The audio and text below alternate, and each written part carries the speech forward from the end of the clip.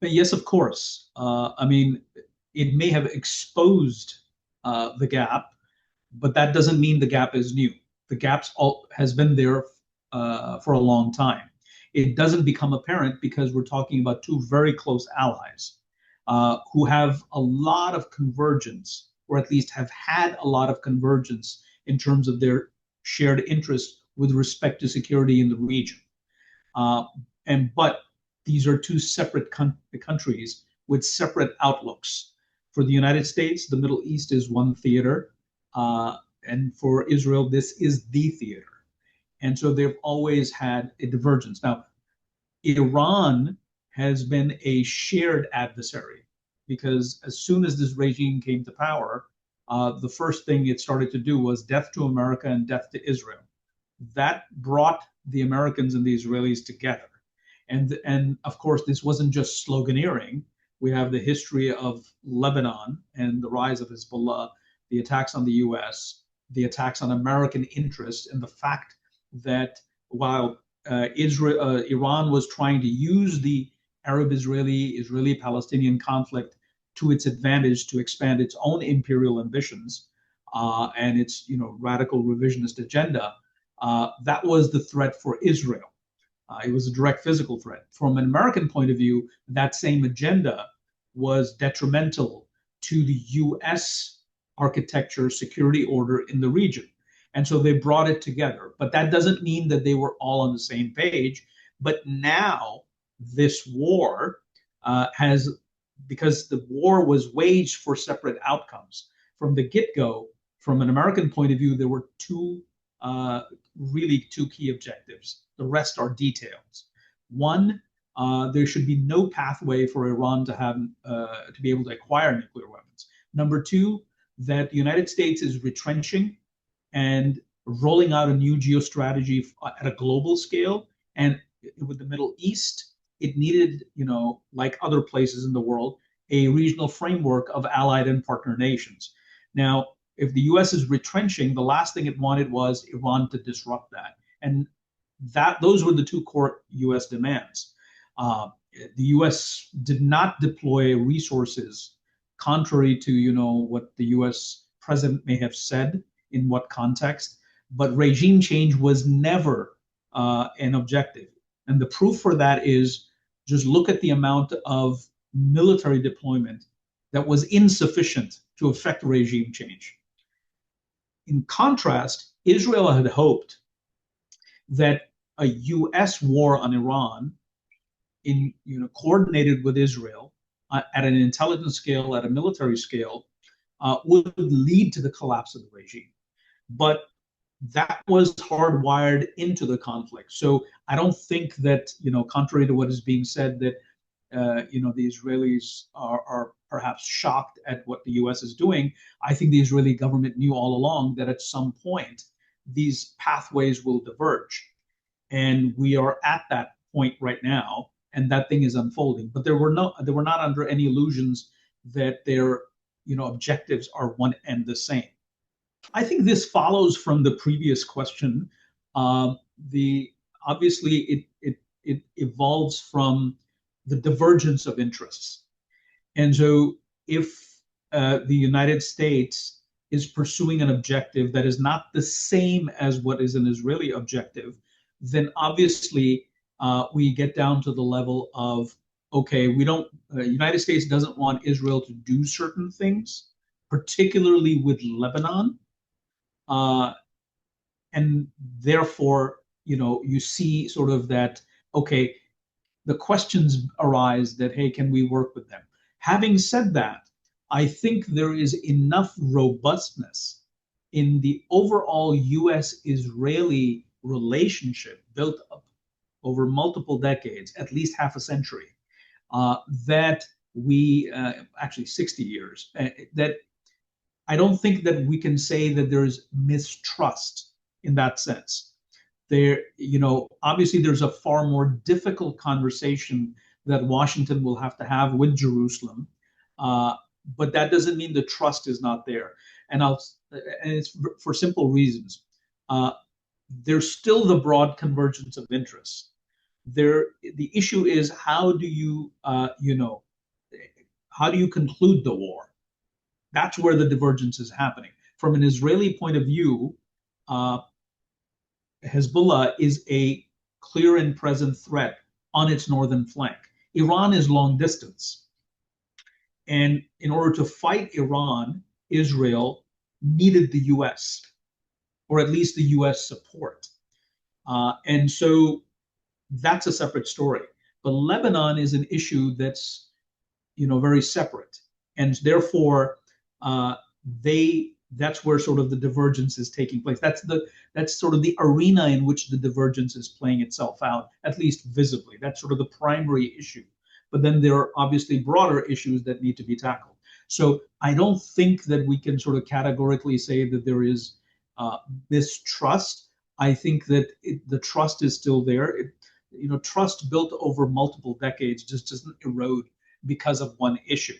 And then of course Israel, and this is something I said in another media interview, I think it was Al Jazeera, where I said that the prime minister of Israel is faced with two imperatives that are now in conflict with one another.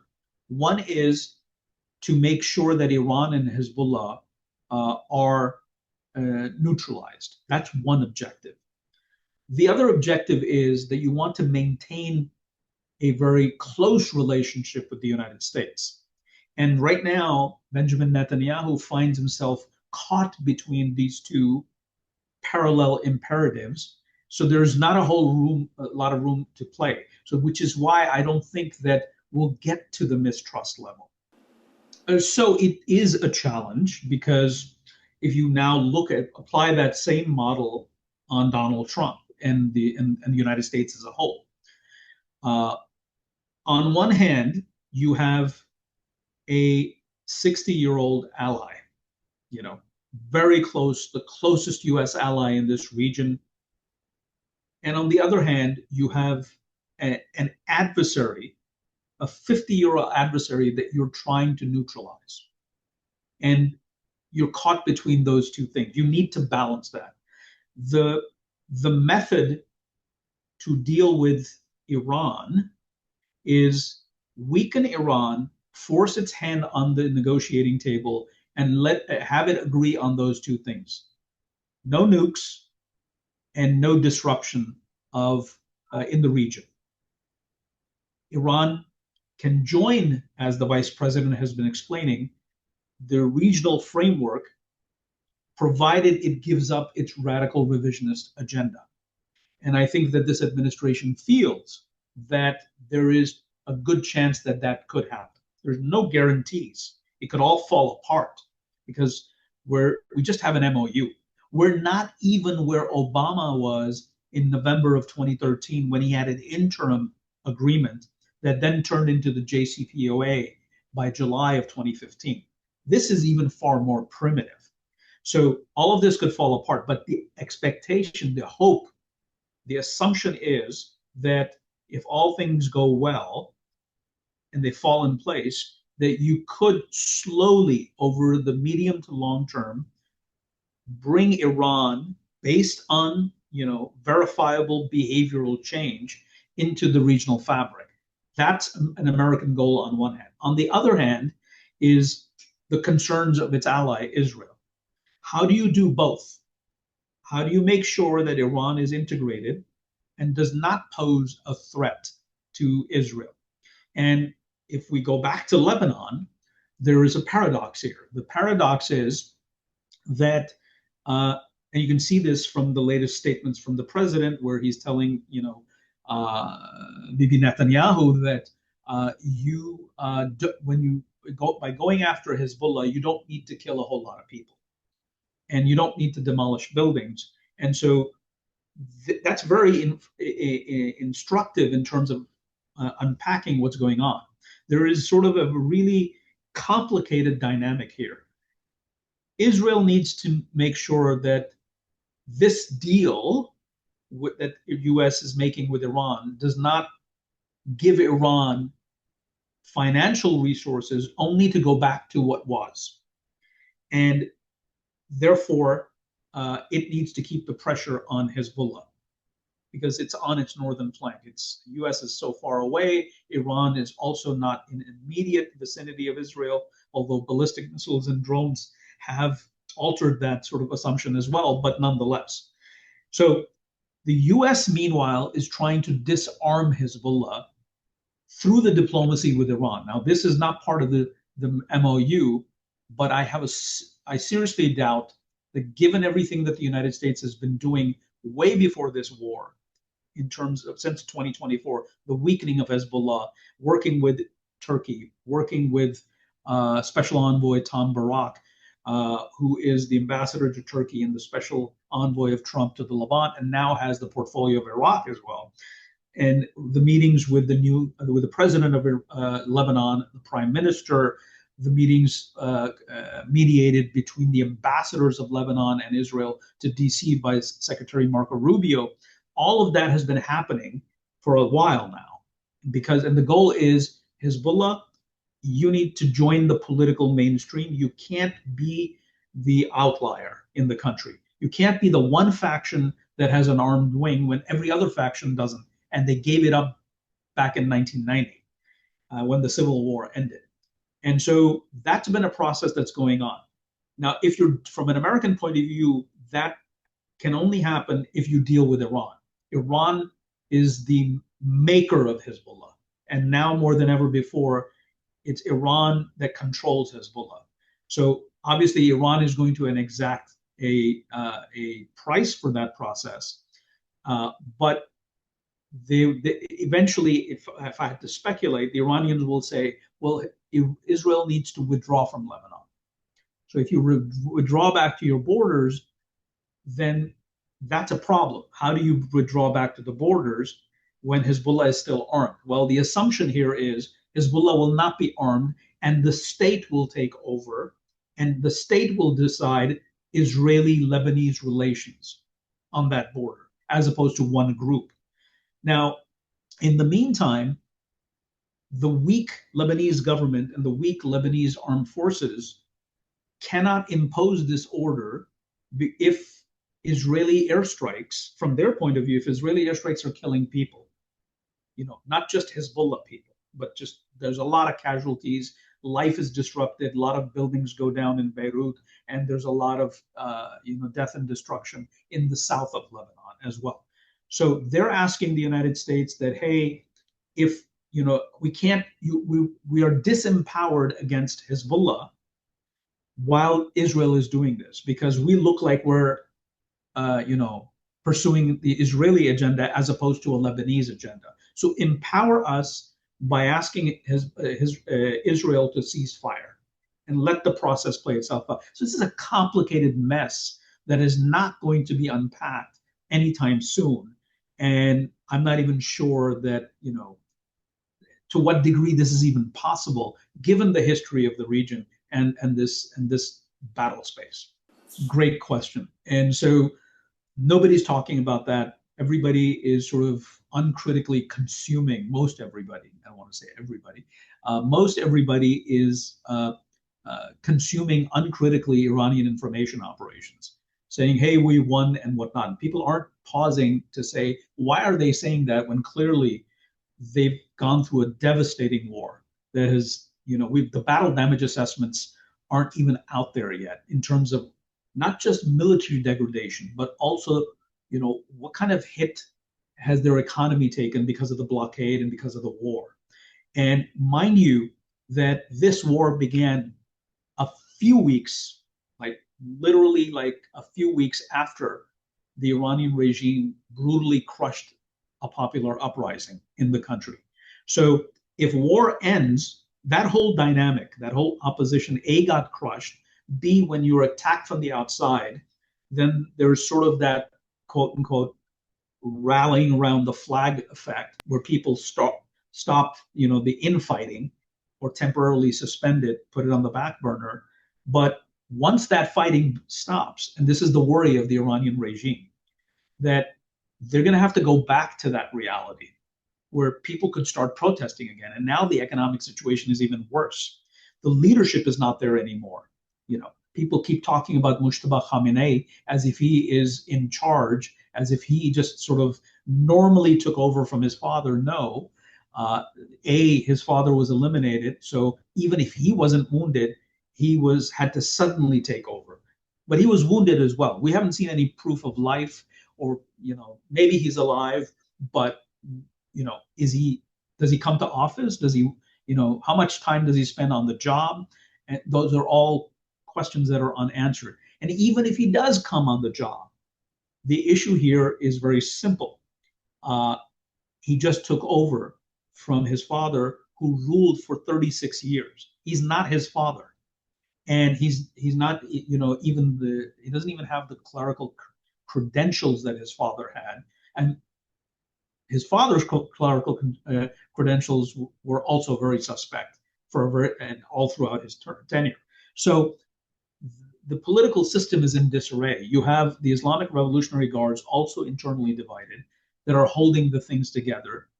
And so this is going to be a huge challenge. This is why they need this money, because they need to be able to quickly, the window of opportunity from the end of hostilities to, before they go back to their old problems is a very narrow one. And within that narrow, window, they want to be able to have enough resources to deal with the economic situation, so they don't have a return to a mass uprising. If you notice what Speaker Ghalibaf, Mohammad Baqir Ghalibaf, was saying yesterday, he's talking about how the focus should be on economic development moving forward, and how we should not go back to sort of the old ways of doing things, and that this is an opportunity to rebuild and build the country anew. So is everybody on board with that mission? And then, let's be honest, is the IRGC willing to give up its control over the economy? Former President Hassan Rouhani, after JCPOA 2015, tried doing that and failed. Because at the end of the day, this system, as it is currently configured, cannot endure if you have outside investment coming in and normal contact with the outside world. Because then there's competition, okay? Then people get ideas. So you won't have the flowering of a genuine private sector. I mean, their goal is just give us the money that you promised us, and we'll take it from there. We don't want you, they can't afford to see foreign firms coming in and building stuff and creating a new dynamic in the country that will have social implications. So there's a lot that the Iranians have to unpack. Right now, their information operations suggest that they've won this war. Far from it. And these are the things people are not looking at that they should be. I don't think so. I mean, I don't. First of all, we only have 14 points, and they're being interpreted based on how people are, their own. I mean, in the West, particularly in the United States, the media and the broader intelligentsia is just anti-Trump. And that thing is coming in when they interpret this and say, oh, look, here's more evidence that, this is a bad administration. So that's one thing. The other thing is that internationally, especially in the region, and in the case of Pakistan and this, the broader Middle East and South Asia, there is, let's be honest, there is a pro-Iranian tilt. So people are also projecting what they want to see happen with what is actually happening. They're conflating the two. So, and there's a wholesale consumption of Iranian information operations that people then reference and say, look, this is why we're saying what we're saying, that U.S. had to compromise. But let's step back from that. I go back to the two goals that I laid out. Did the United States did not know that if they said that we want a deal, the president has made this very clear since he came into office, after the last 12-day war of last year, even throughout this war, he's been saying, I want a deal. So if you do a deal, you're going to do a deal, obviously you're going to have to give and take, right? The problem here is that you have an adversary that you don't know is secure at home, because not everybody is on board. And they have to make sure that they don't alienate their base while they do this deal. So obviously they would have said, okay, there are certain things, this document that has come out, the 14 points, the MOU, is really carefully constructed. It's constructed such that the Iranians can compromise without looking like they've capitulated, which means that the United States has to allow for some level of, has to give certain things to the Iranians up front. That doesn't mean that they force the American hand. I mean, let's be honest. The United States refrained from targeting infrastructure, and they came very close. And so, does that mean that the Iranians were able to force the American hand? I mean, this whole thing about shutting down the Strait of Hormuz, it's a war tactic. So yeah, you shut it's like two, sides, one stronger, one weaker, two people in a physical fight. So the weaker person is also going to get in a lot of punches, and they're going to give the other side a bloody nose. That doesn't mean that they've compelled the other side, because in this case, you can disrupt the Strait of Hormuz. The U.S. put a blockade. Why is it that they want the blockade gone first thing? Not wait for the 60 days, lift the blockade, because it's hurting them.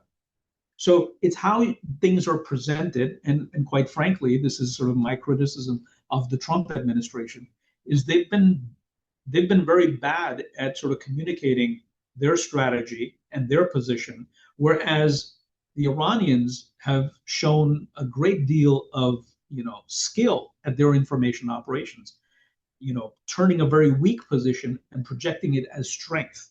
So there is this discrepancy, and of course the fact that a lot of people just uncritically consume Iranian information operations, while at the same time they take like a really fine tooth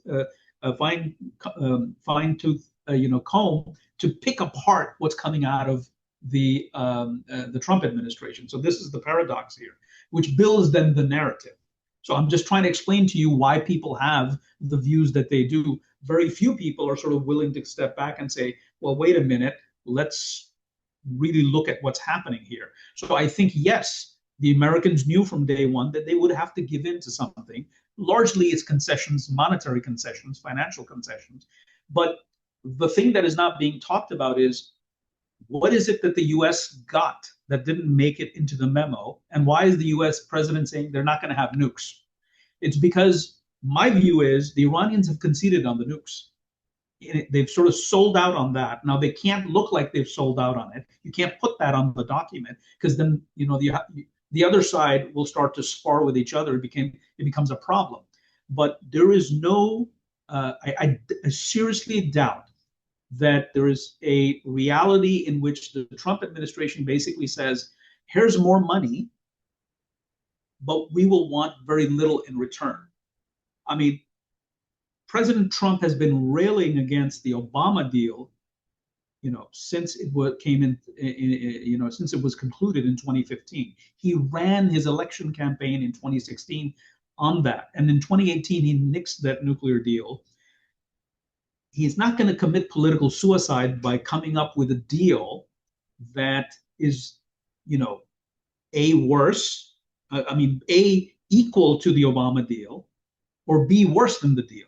So, if we think this is bad, then we have to assume that he knows this as well. One of the problems that exists in sort of the analytical space is a lot of analysts like myself, we tend to sort of get carried away, where we think we know more than the actor that we're studying, that we know these things, but the actor is somehow making a blunder.